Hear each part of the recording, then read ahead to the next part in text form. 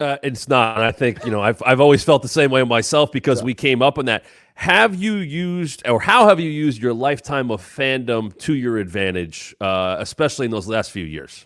Well, I knew when I got released, I was not just going to be, and listen, I love the Honky Tonk Man. Okay. This is not an insult to the Honky Tonk Man, but this was not going to be my Honky Tonk Man run where I do the same old shit, the same old game, and it's working for him. Hey, he doesn't bump on his finish, brother. That's And good. you should see his prices at the conventions, and they're selling, right? But I knew that this was going to be my, let's call it my Hollywood Hogan era, my chance to evolve and change everything about me. But how do you do that, right? Especially like I said, I get fired.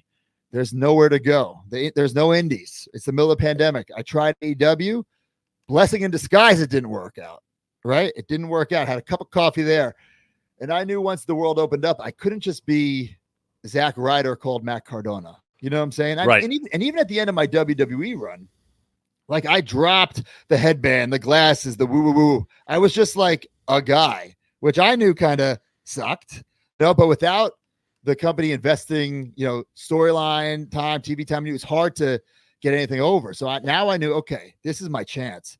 And when I got approached to do the death match in GCW, hey, my knee-jerk reaction was absolutely not. There's no way I'm wrestling this drug addict criminal who is just on dark side of the ring. There's no way. And then I took a step back. I said, you know what? People are going to talk about this match. People are going to want to watch Zack Ryder getting carved up by Nick Gage. And that match, it changed my career and it changed my life. Were you, what was your, were you scared? Scared. Honestly, this is no joke. Scared to death. Because you can't practice it. You can't get ready for it. I thought they were going to try to, I thought there's a good chance they might murder me in this ring, get like buzz for this Nick Gage guy. I'm not joking one bit. Did you look back on that Arquette match and get worried because of what happened there? Of course. And he was just featured on Dark Side of the Ring. So he was like the talk. I was legit scared, but I knew I had to do it. I had to do it. And I couldn't just like dip my toe in. This couldn't be a street fight. This had to be a death match. And it was. I want to talk more about GCW and what you're doing now in just a little bit, but I wanted to go back to what you said. You said that the AEW, the first time you're there, not landing there was a blessing in disguise. Why would you say it's the case? So many guys get lost in the shuffle, and I feel like I would have. And if I was just on their show at that time, I feel like I would have been on Dark or whatever those shows were, Elevation. Yeah. And I would not have found myself on the indies. I would not have had that death match. I would not have truly found myself and who Matt Cardona is if I was just stuck there. I think I noticed this when I was in WWE, the 5 years I was there, and we had a little crossover, but it's definitely different. But we both know that for a time, being a fan while being in the business was frowned upon. I was told for a while, we're not going to hire any announcers that know the business. We want them to go in fresh. Right. And I was like, okay, cool. Thank goodness they changed their ways. When did you start to see a shift away from that? Man, I'd say probably around the time of my YouTube show. Because listen, when I debuted on the roster, I think I'm 22 years old. It's 2007. There's guys like Undertaker, JBL, Hardcore Holly. You know what I'm saying? I couldn't have walked into the locker room and said, hey, Bob, I just got your new Jax figure. They would have shit in my Target bag and thrown me out of the locker room. But different time, different era. And I don't blame those guys, right? They didn't grow up chasing the ice cream man for those ice cream bars. They didn't grow up wrestling their wrestling buddies or playing with the wrestling figures or playing the video games. So I would say around the time I started that YouTube show, the thing started to shift. What do you think about Undertaker doing YouTube face now on a weekly basis? I love it. It's so great. And I think it's so great that guys are able to, pay tribute to their favorites wearing their gear. If Zack Ryder ever wore like tribute Shawn Michaels gear, I would have called a mark, probably wouldn't have been allowed to wear it, but I'm glad it's being embraced. Why not? We're all fans. I think being a fan should be celebrated. Absolutely. Also get you booked on WrestleMania this year, so that works out too. If you ask Gargano and Ciampa. You mentioned some stuff not working, and you try some stuff out. Has there been a piece of merch or an idea that you've really wanted to come to fruition that just it flopped, or you just haven't been able to pull it off yet? All right, so I'm going to give you my my bookends of merch on the indies so far. Something that did a lot of money, a lot of business for me, and something I thought would, but totally flopped. So my match with Nick Gage, I knew I was going to get bloody, right? So I wore a white t-shirt. Like, I'm sure there's going to be a couple sprinkles of blood on it. This thing turned maroon. Okay. I'm not that you couldn't see any white on this. You would have thought I wore a maroon shirt out to the ring that night. And I said, this match, it's something, it's special. That night we trended over UFC, over the Olympics. I'm like, this is special. I got to do something with this. And I'm such a big fan. I contacted the company who makes the WrestleMania plaques for WWE. Oh, yeah. Where they use the ring canvas and the autograph photo. Well, we use my shirt, the bloody shirt, as a canvas, the signed photo. I made like 20 grand off that t-shirt. Okay. Whoa. Off a t-shirt that I spent $15 on. Right. You know what I'm saying? Right. So that was like, oh my God. And from that match, I've had 3 action figures from it. So that's even more money. Right. And that match changed my whole life and career. So I made even more money, in the back end. Now, here's something that I thought would take off, totally flopped. I'm the deathmatch king. I have a custom crown, right? I thought, what if we make like Burger King style crowns, but it's shaped like my crown, but it fits like a Burger King crown. It's a paper, hard paper, cardboard-esque, sell for $10. Those things will fly. And I had to get thousands made because it's an original mold. Bro, I can't even give those things away at the merch table. Nobody, like now it's like, whatever you buy, free crown with purchase. Oh, free crown. Did they come with the Zack Ryder, Dolph Ziggler stickers still? You still got those lying around anywhere? Well, that's another thing that totally bombed. We thought this is the year, like the end of my YouTube show. We had set it up, everything I was doing on that show was just working. Right. So I'm like, oh, me and Ziggler, we'll challenge each other for a WrestleMania match, New York, New Jersey. It's going to happen. We made all these stickers, these like yin yang stickers. And the plan was people would like put them all over New York, New Jersey. Like those Obey stickers were popular at the time. It didn't work out because people were like putting them on their PlayStation, or their laptops. And B, this is when the Zack Ryder, push off the stage of the wheelchair kind of killed off all my momentum. So I wasted all this money on stickers, and then Ziggler ended up having a match at WrestleMania, and then I watched the show from Miz's press box that he bought his family. Good and bad. Thanks for bringing that one up. Sorry, yes, you're right. All right, if you're starting a wrestling company today, I wouldn't. Which you would, and I know that answer. Is Miz in your top 10 picks based on what he does? Oh, if I have infinite money and infinite you got it. You 100%. He can do it all. He can do it all. And I'm glad that he's finally getting his flowers. The Miz can do it all. He is a natural smoother. Like he can BSer. He can talk. He's somebody who can do media. He can do movies, TV shows, and he can go in the ring. Some of my favorite matches with Miz, I'll never forget. One time we had a match in Madison Square Garden, and I know it's going to make me sound old, but we called it on the fly. We legit called it on the fly. Blew some indie people minds up. What does that mean? Get out of here. And guess what? It was Miz calling the match because he had so much time with John Cena. When he was the champ, he is so good.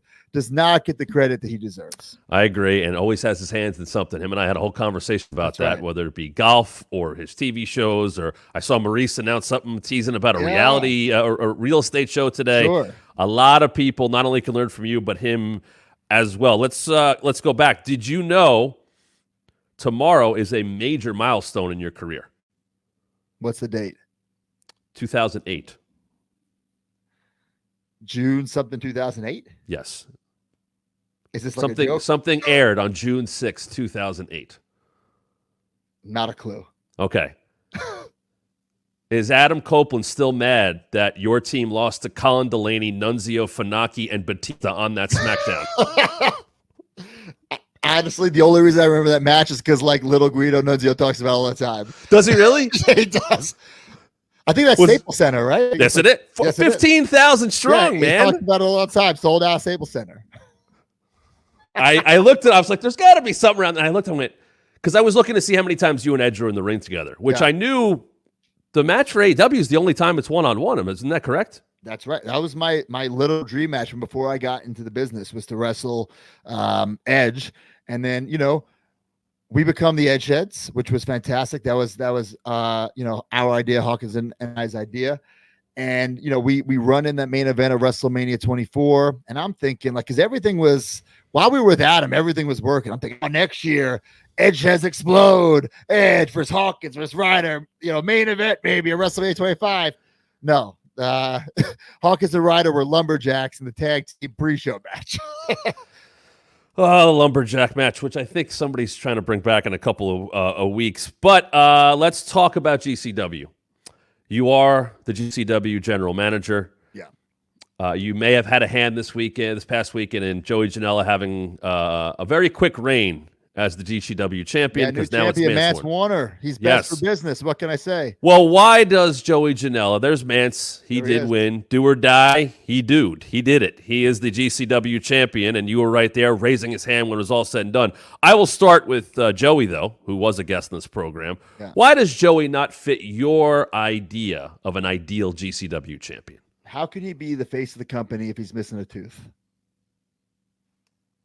What if he fixed the tooth? What if he fixed the tooth? Hey, if he fixed the tooth, maybe. He's the heart and soul of GCW. He is like the backbone, the past, the present, but is he the future? I'm not sure. Why does Mance Warner fit that better? Because Mance has a chip on his shoulder. Mance, he knows what's best for business, and hey, listen, he's dating my heater SDL. Maybe I'm a little bit of favoritism towards him, but I do think he's best for business. What's your 5-year plan for GCW? Man, if I was if I was the owner, if I could really change some things up, get some fucking ring steps. Jesus Christ. I would not have even thought of that. Get some ring steps. Get some, have the ring apron say like the name of the show. Let's put a little more money into the production. I'm not saying this needs to be WWE level. But come on, this needs to be ECW on TNN level. You can't make the ring steps happen as the GM? Listen, we need something. And listen, I think GCW, and this is a shoot. I think it is the number 3 company, definitely in the US, maybe the world. I mean, they run every single weekend, multiple times, all over the country, all over the world. All right. Like, if I wanted to stay busy just doing GCW and be a full-time pro wrestler, I could. But, I do other things, so I bounce in and out. But GCW, I mean, it's unbelievable. People think it's just death match wrestling, just like people thought ECW was extreme bloody. It's not. Is there? Sure. Of course. There's also some of the best independent wrestling out there with some of these young up-and-comers. They bring in people from Japan, Mexico. Then you have me doing sports entertainment style. It is this perfect melting pot. And man, I love to be a part of GCW. I absolutely love it. Well, it's amazing when I saw the calendar and saw that many dates, and I saw return dates on before first dates that even happened, which just doesn't happen for indies, and going to Japan and taking it around North America. I think it shows you seems like the pretty good bit. Would you say there's a good business plan with Brett running the show right now? Do you feel confident in that? Man. And like we did the I say we because I feel like I am part of that roster. I really do. And we did Hammerstein Ballroom Sold a couple years ago. I really want to do it again. I've been getting on Brett. Please, let's do Hammerstein again, because I feel like we need to build towards something. We need like a WrestleMania. Right. You need is there another venue like that though that you'd like to get to that bigger would than have Hammerstein? Significance? Maybe not necessarily bigger, but that's similar kind of significance to get in that kind of building.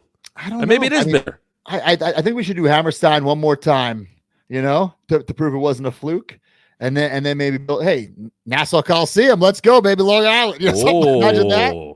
I would like that. That would be fun to watch. Have any other promotions reached out to you about office roles? No. Okay.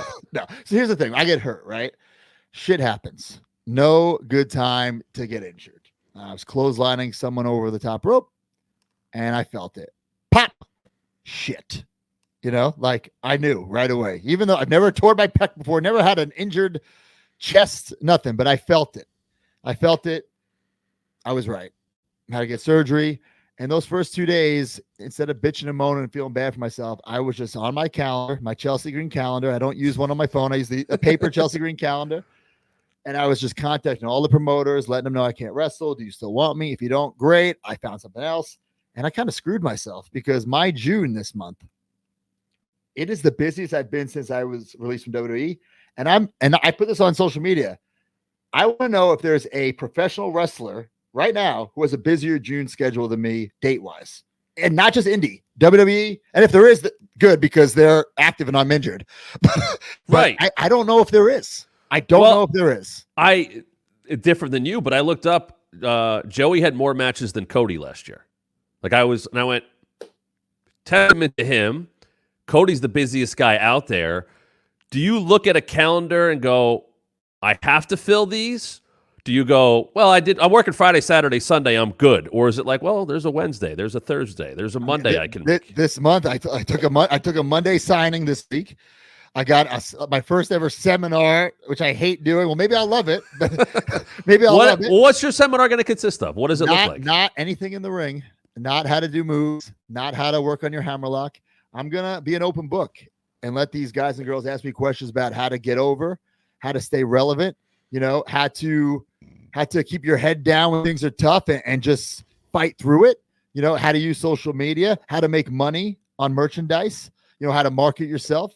Now, I don't know all the tricks. I don't know everything, but I think I've proven that I know a decent amount. Anybody could teach you how to do a hammerlock. Do a different seminar for that. I'm going to teach you how to make money. Yeah, it's beyond the moves. I think people are starting to come back around to that. And, I always point to the fact that Toni Storm might be the most old thing in AEW, and it's not about her matches. I'm not going to say who this person is, okay? I was talking to a young up-and-comer the other day at GCW. They were a little frustrated. I'm not going to name drop them. And I said, listen, after this match tonight, I want you to just take your phone and cut a promo, a real promo, venting your frustration to the camera, right? So I looked at their social media. They posted on 5/28, which was what, 2 weeks ago? Yep. This spot video. Okay. It has 900 views. Okay. The promo, I told them to cut a couple days ago, 52,000 views. Now, okay. Is that, I'm sure you can show me a video of moves, but I'm just saying they need to be connected to you. Right? The reason the Young Bucks, they can do the coolest moves in the world, but people feel them. They love them. They root for them. They hate them. They're connected. That's why the Young Bucks are so successful. They did being the elite. People feel like they're along for the ride. And on top of that, they're fantastic performers. That's the bonus of it. They can go get it done. But I remember, I've told this a little bit. My first foray into the Indies, I'm working for Dreamer for House of Hardcore. And my first show, Matt Hardy is supposed to work the main event. He had just gotten back with WWE, won the ladder match at Mania, and showed up with the Raw Tag Team title. Of course, Tommy finds out he can't take any bumps. So he appears before the show. He's in full gimmick. He's got the Raw Tag title. They have to work their way out of the match. And everybody on the internet was up in arms. But everybody who was there, you know what? They were happy because they got to take a picture with that guy. Sure. And no one cared about broken mat wrestling matches. It was everything else around it. I get to these indie shows and I'm blown away that there are people in the back who are going over their matches rather than selling merch. Now, listen, I'm not even talking about the making money part. Okay. My goal every indie show is to make as much, if not more money selling merch than I do wrestling. And I get paid a lot to wrestle. Okay. But the most important part is making that connection with the audience, that interaction with them at your table that can last a lifetime. You can make a lifelong fan and they can buy a $5 sticker or, a $60 action figure or whatever. But that connection you make with the audience is so much more important than your match. And I'm not saying have a bad match. No. I'm not saying that. But the connection is more important. If two indie guys, they do Rock, Hogan, WrestleMania 18, move for move, people go, that match sucked, right? It wasn't the moves that made that match good. It was the connection, the characters, the superstars. That's all I'm gonna say about that. Yeah, no, I'm with you because, it's why you're in the comment section. You answer people, you talk to them, and you make that connection. And you got to go get yourself over almost every night on the indies. And I tell that too. I learned this from William Regal. When you walk through that curtain, you got to pretend nobody knows you are and they've never seen you, and you got to work your ass off to make them know who you are. And even after the Edgeheads thing ended, and I got drafted ECW. And I knew in a big change, I became the Zack Ryder, the Broski Zack Ryder. I knew people weren't going to remember me by name, but they might remember me, the one-legged tight guy, the woo-woo-woo guy, the guy with the headband. You got to stand out and find a way to make those people remember you. Hey, this is Matt Camp. Thanks for checking out one of our recent clips from the Wrestling Mat. Why is someone so close to The Rock kind of throwing Cody under the bus? Yeah, a lot of people won't engage with Jim Cornette. I did, just because I have a mark for Jim Cornette. Please subscribe right now. Hit the like and turn on notifications so you don't miss a thing. And I think you should listen to your TV partners. Let me tell you about WWE and a little insight. More subscribers means more content. And make sure you follow us on social media at WrestlingMat23 on both Twitter and Instagram.